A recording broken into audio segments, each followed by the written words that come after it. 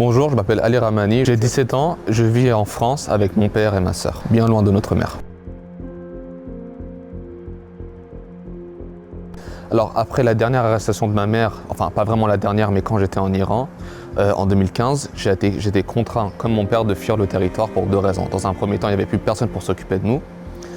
Et la seconde chose, on pouvait servir de moyen de pression sur ma mère. Par exemple, étant donné que ma mère était emprisonnée et qu'elle voulait à tout prix ne pas lâcher le militantisme, le régime pouvait nous utiliser comme moyen de pression. Le régime pouvait faire du chantage. Par exemple, si vous n'arrêtez pas vos activités politiques, on peut faire subir quelque chose aux enfants, ou par exemple les interdire d'aller étudier, les interdire d'aller voir ceci, aller voir cela, et bien pire encore. Il y a eu énormément de difficultés, mais d'ailleurs, j'aimerais rebondir sur quelque chose.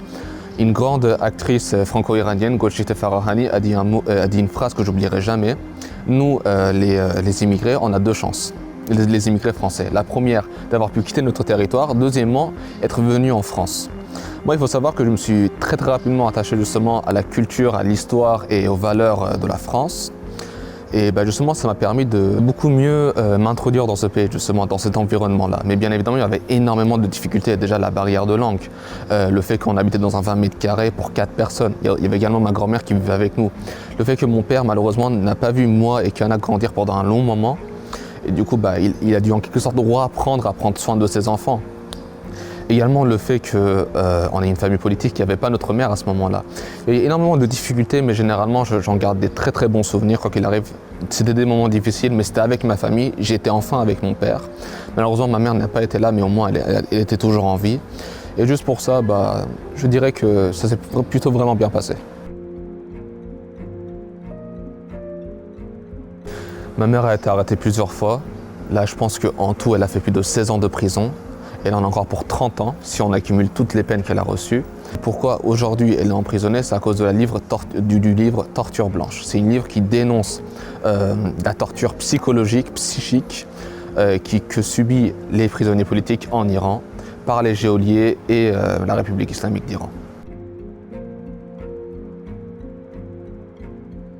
Le souvenir le plus fort, le plus important que je garde de ma mère, c'est son rire. Parce qu'en fait, c'est bon de le rappeler, ma mère, c'est pas forcément une politicienne, ce n'est pas du tout une grande militante, non, c'est juste une femme qui aime la joie de vivre, chanter et danser. Aujourd'hui, le combat des Iraniens en Iran, c'est ça justement, c'est de pouvoir vivre, de ne plus être dans un mode de survie. Par exemple, si vous êtes homosexuel ou lesbienne, vous ne pourrez pas vous émanciper dans votre vie, parce que c'est interdit. Si vous voulez défendre l'écosystème, vous ne pouvez pas parce que le régime s'attaque à tous les êtres vivants dans tous les domaines. Si vous voulez avoir une carrière politique, mais vous êtes une femme, vous êtes extrêmement restreint. Si vous voulez juste enlever votre hijab et profiter dans les rues, marcher dans les rues sans, c'est impossible, vous ne le pouvez pas. Aujourd'hui, le combat des Iraniens et des Iraniennes, justement, c'est le fait de pouvoir s'émanciper de tout ça, de s'affranchir et de pouvoir s'émanciper. Alors moi personnellement, famille liberté signifie pour moi l'avancée.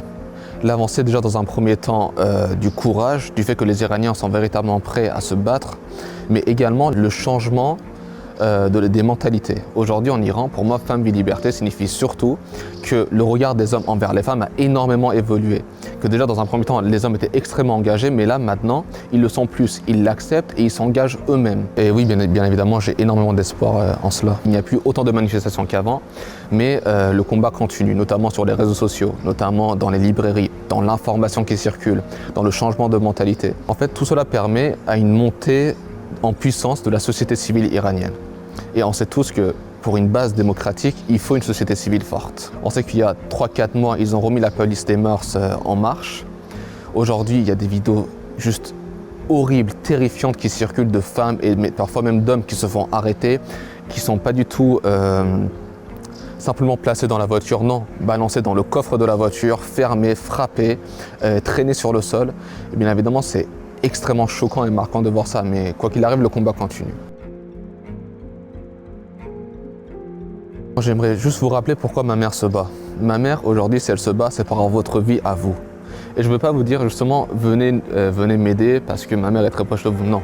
J'aimerais simplement vous dire que juste venir écouter les témoignages des femmes iraniennes, des combats justement, pas forcément d'Iran, mais d'Afghanistan, de Congo, de la Palestine, des Ouïghours ou même du Soudan, dans un premier temps, ça ne va pas simplement nous aider nous, mais également vous. D'ailleurs, maintenant je vis en France, je suis franco-iranien.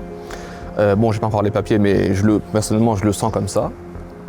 Mais malheureusement, on ne doit pas oublier que la liberté n'est pas un cadeau, mais un droit qu'on a gagné. Et ce droit, il peut être perdu.